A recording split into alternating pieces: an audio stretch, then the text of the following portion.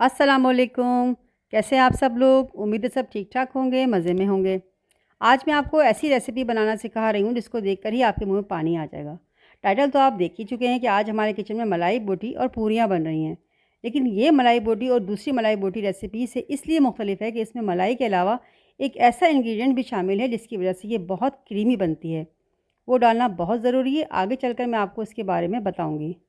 मलाई बोटी को आप पूरी या पराठों के साथ सर्व कर सकते हैं, या फिर बच्चों को लंच में देना हो तो लंबे वाले बन के अंदर रख कर सलाद के साथ इनको दे सकते हैं। तो चलिए आए बिस्मिल्लाहिर्रहमानिर्रहीम पढ़कर इस सीक्रेट इंग्रेडिएंट वाली मलाई बोटी को स्टार्ट करते हैं। इसके लिए मैंने बोनलेस चिकन ली है और इसे क्यूब में काट लिया है। ये 700 ग्राम चिकन है।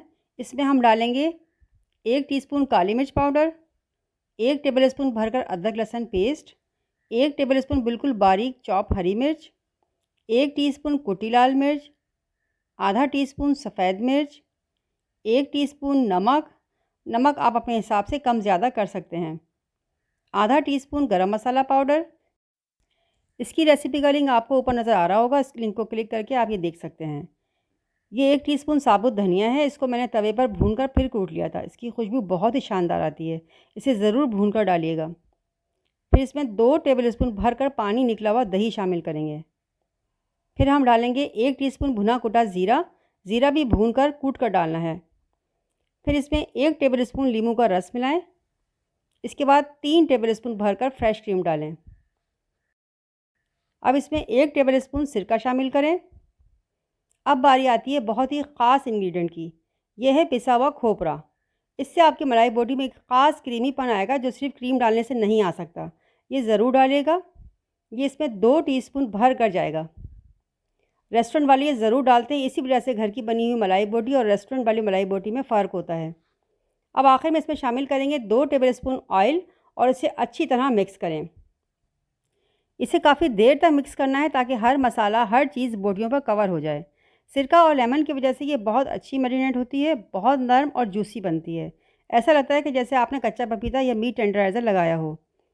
अब इसे ढककर पूरी रात के लिए या कम से कम 4 घंटे मैरिनेट होने दें।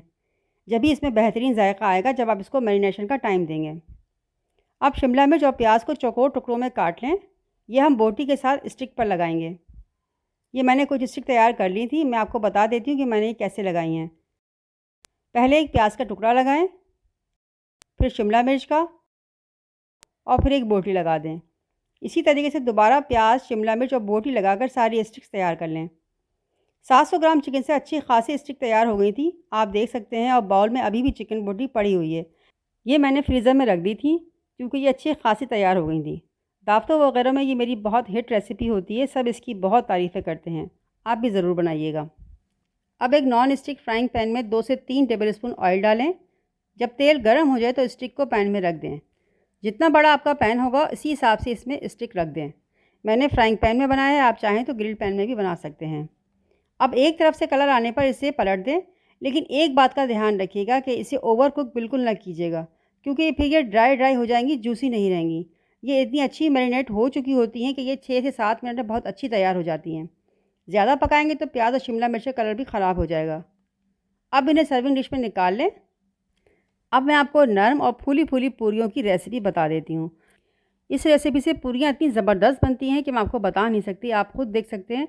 हर पूरी खूब फूलती है। ये नो फेल रेसिपी है, बेफिक्र होकर आप इस रेसिपी को फॉलो करें।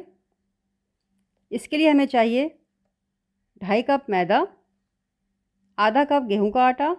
आटा इसलिए डालते हैं कि एक तो पूरी बहुत नरम बनती है और दूसरा ये कि रबड़ की तरह नहीं होती। लेकिन अगर आप नहीं डालना चाहते तो सिर्फ मैदा ही 3 कप ले लें। अब इसमें 1 टीस्पून नमक और 2 चम्मच घी डालें। और जो पूरियों को खूब फुलाएगा वो है दही। दही इसमें 3 चम्मच शामिल कर दें। अब इन सबको अच्छी तरह पहले मिक्स करें, फिर नॉर्मल पानी से गूंद दें। पानी थोड़ा थोड़ा करके शामिल करें ताकि आटा बिल्कुल ही नरम ना हो जाए। और एक अच्छा सा डो तैयार कर लें। अब इसे ढककर आधा पौना घंटे के लिए रख दें। ऊपर घी ज़रूर लगा दें ताकि आटा सूखे नहीं। आधे पौने घंटे बाद इसके छोटे छोटे पेड़े बना लें। हर पेड़े पर तेल या घी लगाकर रखें ताकि वो खुश्क ना हो। अब इन पूरियों को बेलकर गर्म तेल में डालें। तेल बहुत ज़्यादा गर्म होना चाहिए, बाकायदा आपको धुआं सा निकलता हुआ महसूस हो। और पूरी बहुत ज़्यादा पतली ना बेलें, वरना ये फूल नहीं पाएगी। ज़ाहिर है जब जगह ही नहीं होगी तो फूलेगी कैसे। आप देख रहे होंगे कि कितनी ज़्यादा फूली है कि मुझे पलटना ही मुश्किल हो रहा था। बाकायदा बॉल की तरह हो गई थी। आप भी इस रेसिपी को फॉलो करेंगे तो आपकी पूरियाँ भी ऐसी ही शानदार बनेंगी। अब मैंने आपको सारी टिप्स और ट्रिक्स के साथ रेसिपी बता दी है। आप इसे बनाएं और मुझे कमेंट्स में बताएं कि आपका रिज़ल्ट कैसा रहा। रेसिपी अच्छी लगी हो तो इसे लाइक और शेयर करें और मेरे चैनल को सब्सक्राइब करें और मुझे इंस्टा और फेसबुक पर फॉलो करें। जज़ाकल्लाह।